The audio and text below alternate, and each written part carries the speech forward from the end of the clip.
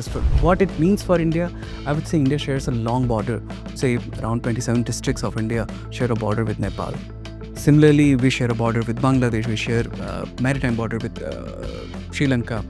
I think this puts our security agencies at a higher alert. I think India, sometimes geography is a blessing at the same time. It's a curse as well, the curse of geography. Uh, India's neighborhood, I would say, has always been politically very charged. It's not that a European style of, European styles of government that exists there. There is a peaceful transition. India's neighborhood is volatile. We've seen protests like this, we've seen government changes. There are some people who talk about conspiracy theories, the deep state, in order to pressure India. They're doing this around in India's neighborhood. What's your sense? I think India, sometimes geography is a blessing at the same time. It's a curse as well, the curse of geography. Uh, India's neighborhood, I would say, has always been politically very charged. It's not that a European style of, European styles of government that exists there. There is a peaceful transition. Uh, at the same time, I would say, if you look at, also history plays a huge role in all of these countries. So, and also one factor I would really want to point is an aging leadership across the region. If you look at Nepal right now, what's happening, there is an aging leadership. People have been really fed up with them. Why? Mainly because they are not in tune with the current needs. For example, they love, I mean, all the leaders, including KP Oli, they enjoyed the empowerment they got through the social media. They really benefited from social media during elections. TikTok was a huge, Played a huge role in it the played a huge role. process. At the same time, in Bangladesh, if you see, there was Sheikh Hasina, which who did not let other guards enter. There were questions on her way of functioning. There were questions on her way of exercising authority. That was also not in tune with the younger generation. If you look at what happened in Sri Lanka was altogether a different case because, again, the older guards, the Rajpakshas, were really not letting the new generation to come into power, to enjoy power, or to lead the country. It's not just about power; it's also about creating opportunities to the younger generation, for the younger generation, to be part of the government, to And be part bringing of in the fresh change. blood in the system for fresh Exactly. energy in the society, in the economy. Right. And not that it not that these countries have not experimented with younger generation. There have been parties in Nepal, like there was a Stanta party, which brought in a lot of younger people into the spectrum, but they were quickly quashed because they really did not understand how political equations actually worked. And finally, their entire leadership has collapsed. Some of the leaders are behind the bars. Similarly, in Bangladesh, I think if you look at the role that students have played over the years in India's neighborhood in creating revolutions and creating, be part of the protests, be part of the changes, I think that needs to be read and that needs to be understood. What it means for India, I would say India shares a long border. Say around 27 districts of India share a border with Nepal. Similarly, we share a border with Bangladesh. We share a maritime border with Sri Lanka. I think this puts our security agencies at a higher alert. I don't have straight answers how India should respond or what will be the implications. But looking back in the history, I would say Nepal went through a lot of uh, crisis in 2015 when Madheshi Andolan took place. India had, you know, India felt the spillover effects of it. Uh, what was happening in Nepal had implications for India politically, security wise. So I would say certainly India remains on high alert. It remained on high alert when there was a Maoist insurgency in Nepal for 10 years. India remains on high alert when situation changed in Bangladesh.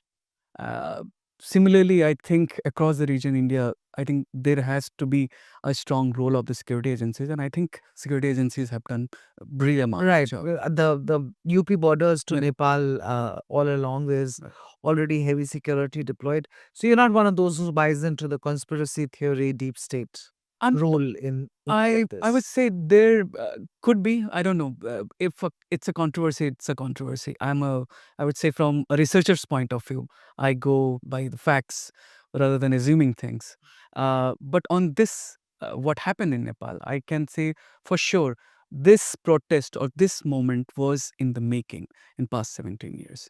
If I can get back to a bit of history, as I said, in past 17 years of Nepal's democracy, there have been uh, more than around 14 prime ministers, Wow. more than 2 dozens of deputy prime ministers, And three in the last 1 year. three in the last The 3 years. 3 years.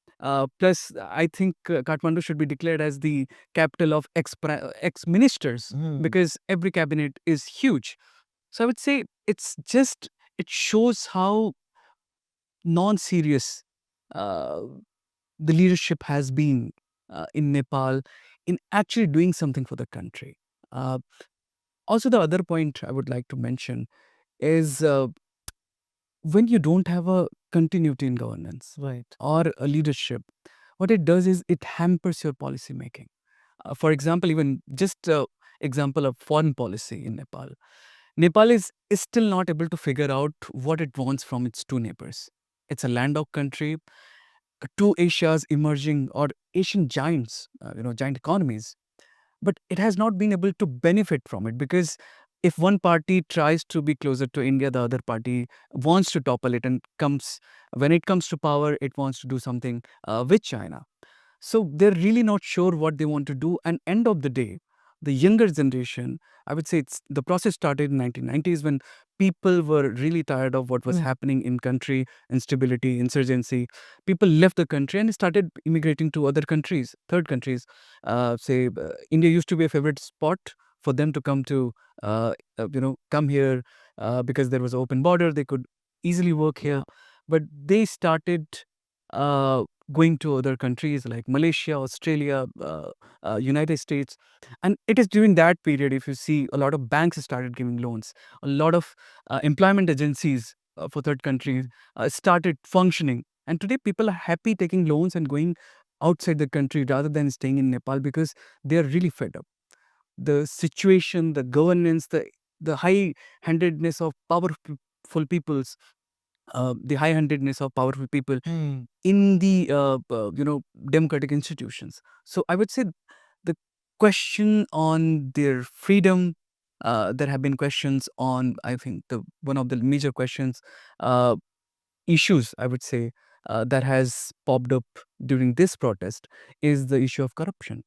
Mm. uh, Nepal ranks is among the highest, ranking countries Right. when it comes to Most corruption corrupt. cases, most corrupt countries, and that has hardly changed. And one of the points that some of this is part of the news that some of these social media platforms have made that even to register themselves, there are agencies, there are people who reached out to them with what they can offer. Okay. So I think Interesting. so it's very Far more problems. India seems like the ocean of tranquility in around these neighbors. what reminds me a quote that we read as a student when Prime Minister Nehru said, "India is a unity in diversity." We the diversity coexisted together.